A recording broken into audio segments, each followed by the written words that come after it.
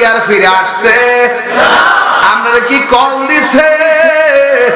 তাইলে আজকে যাদের এই অবস্থা, আগামীকাল আমার সেই অবস্থা হতে পারে কি পারে না? ও বন্ধু, ঈশার নামাজ না পড়া ঘুমাইছো, ফজরের টাইম ওইটা আসা পড়বা। এমনও হতে পারে ফজর আসার আগে তোমার দরবারে আজরাইল আইসা হাজির হয়ে যেতে পারি। আজকের গাদাগাদি দিনের জন্য রেখে দিবেন না। এই জন্য প্রত্যেকটা দিনকে জীবনের শেষ দিন মনে করবেন। আমার আল্লাহ রাব্বুল আলামিনকে, ও বান্দা, তোমরা তো জানো না কোন জায়গায় তোমার মরণ হবে।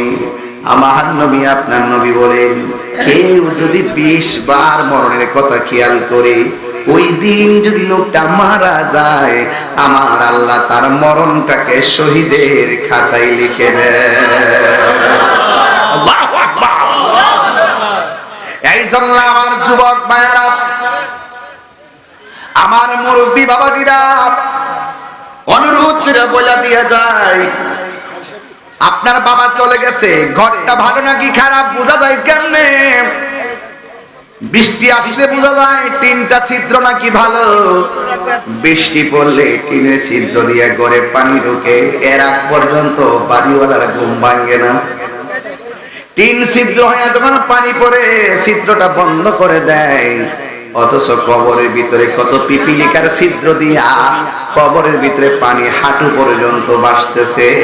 কেউ যাইয়া পানিটা দূরে সরাইবার সময় নাই। কথা কোন ঠিক কিনা? খবরদার মুসলমান, যুবক, আপনাদেরকে বলছি, amazing figure and fighter, follow me. যার তরুণ যোদ্ধা, যৌবন, যার যুদ্ধে যাওয়ার সময়টা, আমি আপনাকেই বলছি, একটা ছেলে এখানে সঙ্গীত গেয়েছে, একটা ছেলে এখানে নাতে রাসূল গেয়েছে। এই ছেলেটা যদি মাদ্রাসায় লাইন থেকে পড়ে এসে যদি সর্বোচ্চ পর্যায়ে যেতে পারতো, এই ছেলেটা মার্কা পেত। অভিভাবক যারা আছেন, সতর্ক থাকুন। যুবক, তোমাকে বলছি, তোমার ইচ্ছার উপর অনেক কিছু নির্ভর করবে। হাসরের ময়দান যেদিন কায়েম হবে, 7 প্রকারের মানুষকে আমার আল্লাহ আরশে আজিমের নিচে ছায়া দিবে। এর মধ্যে এক শ্রেণীর মানুষ হলো যৌবনে যার ইবাদত বেশি। জোরে কন্যা সুবহানাল্লাহ। আমি তো দেখতেছি এখানে প্রায় 75% যুবক। এই যুবকগুলো যদি আজকে ওয়াদা করে আমরা কালকে থেকে 5 ওয়াক্ত নামাজ পড়ব, এই এলাকার মধ্যে আরো 3টা মসজিদ করার প্রয়োজন হবে। ফজরের নামাজে 20 জন লোক পাওয়া যায় না। কথা কন না কেন? আসরের নামাজে 12 জন লোক পাওয়া যায় না। ঘটনাটা কি? আমার মাথায় পাগড়ি আছে, আমি নামাজ পড়বো। পাঞ্জাবি আছে, মাদ্রাসায় পড়ছে, আমি নামাজ পড়বো। এই নামাজটা সবার জন্য ফরজ। আপনি হয়তো জানেন না নামাজের মজা কি। নামাজের মজাটা আপনি জানেন না, দিকে পড়েন না। রাসূল বলেন, যারা নামাজের জন্য দাঁড়াইবার আগে উযু করে, বিসমিল্লাহর সাথে যখন হাতটা দৌত করে, হাতের পানিগুলো যখন মাটিতে পড়ে, তার হাতের গুনাহগুলো উযুর পানির সঙ্গে মাটিতে পড়ে যায়। সুবহানাল্লাহ। জোরে কোন আল্লাহু আকবার। যখন সে কুলি করে, কুলির পানির সঙ্গে তার গুনাহগুলো মাটিতে পড়ে যায়। এখন আমার সমাজে বহুত উযুকারী আছে, উযু করে, কুলিও করে, মুখও দৌত করে, নামাজও পড়ে, কপালে দাগও লাগাইছে, প্রথম কাতারও নামাজ পড়ে। খবর নিয়ে দেখলাম সুদ খায়।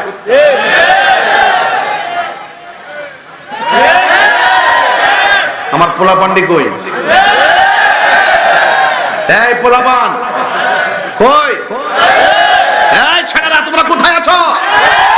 দরকার হয় আমরা শুটকির বস্তা দিয়ে ভাত খাবো, কিন্তু হারাম টাকা দিয়ে পোলাও কুরমা চাই না। তুই আর সোজা করে বলো, ঠিক কিনা বলো? আমিন। নারায়ে সালাত ইয়া রাসূলুল্লাহ। আল্লাহ তাআলা কামান আল্লাহ তাআলার ভয় নাই। আল্লাহু আকবার। জোরে কর। আমার পোলাপানদের দেখে আমি স্বপ্ন দেখি, এই ছেলেরা, আজকে থেকে ওয়াদা করো, আমরা নামাজ পড়ার ক্ষেত্রে প্রতিযোগিতা করব। কার আগে কে যেতে পারি, রাজি আছি না নাই? কি আপনাদের কি কষ্ট হইতেছে নাকি? তা বাবা, সুদের বাস করার মধ্যে অনেকে চেহারা কালো হয়ে গেছে। ঘটনা কি হয়ে গেল? একজন আমার এই পর্যন্ত মনে 50 জন ফোন দিছে। ফোন দেখে হুজুর আপাতত আপনি সুদের বাসটা কইরেন না, আগে হয় তারা হলে বাক্কার নাম্বার 1। তাই হুজুর আগে যেমন আছেন এখন এমনই। 17 বছর আগে থেকে সুদের বাস শুরু করছি, এখনো কর্মই। কোনো ব্যাটার আমরা ডরাই না, আমরা মোল্লারে ডরাই না। মোল্লার ফতোয়া তাহিরি চলে না, আল্লাহর নির্দেশনায় তাহিরি চলে। সুদ খাওয়া কি হালাল না হারাম? এটা কি মোল্লার ফতোয়া না আল্লাহর ফতোয়া? যেই মোল্লা আমার কইছে যে আপাতত আপনি সুদের বাসটা করেন না, বোঝা গেল হে তলে তলে চেয়ারের কাছে ঈমান বিক্রি করে ফেলেছে। বোঝা গেল টাকার কাছে ঈমান বিক্রি করে ফেলাইছে। এইগুলো এই জন্য বলেছিলাম, ডাল মে কুছ কালা হে।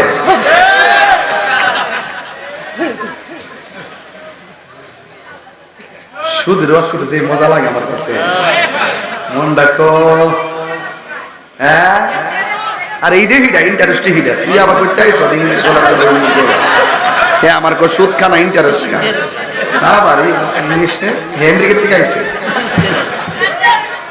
বাজান বাবা, আপনাদের রুকু করি নামাজে দাঁড়ায়া, জামাতে যখন নামাজ পড়ি আমরা কি রুকু একটা কম করি? সেজদা একটা কম দেই? সূরা কি একটা কম পড়ি? তো এত কষ্ট করে নামাজটা পড়া হারাম খাইতাম কি লাগা? কথা কেন কি লাগা? দেখবেন যদি শুটকির বট্টা ফাটা ছাতা দিয়ে ভাত খাই, শরীরটা এত সুন্দর। আর যদি সুদ খা, দেখবেন এটি লোক দাঁড়ায় না, আমরা এমনি দলি লোক দাঁড়ায় না। কিরে বাড়া,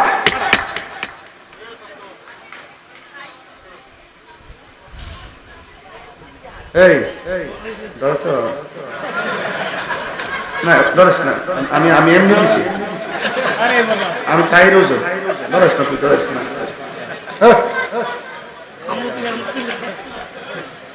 ফালদা উঠছে, কলজারা করে কলজি। হ্যাঁ, আবার ফিলিস্তিন যাইবে, হ্যাঁ যুদ্ধ করবো, হ্যাঁ ডাক থেকে ফিরাই দেবো। বাজান কি কষ্ট হইতেছে আপনাদের? হারামের মধ্যে কি নাই? আর জোরে কইন, হারামের মধ্যে কি নাই? Action, action!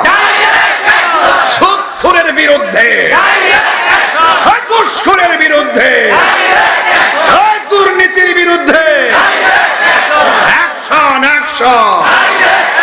তুমি কে, আমি কে? নীরব না বিপ্লব? পারিনি রে।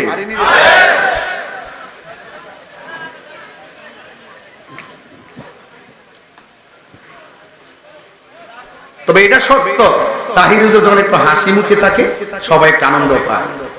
আবার তাহির যখন একটু কঠিন হয়ে যায় তখন সব সোজা হয়ে যায়। তবে একটা কথা বলে দিয়ে যায়, সুদখোরকে না বলুন। সুদখোরকে কি বলুন? না বলুন।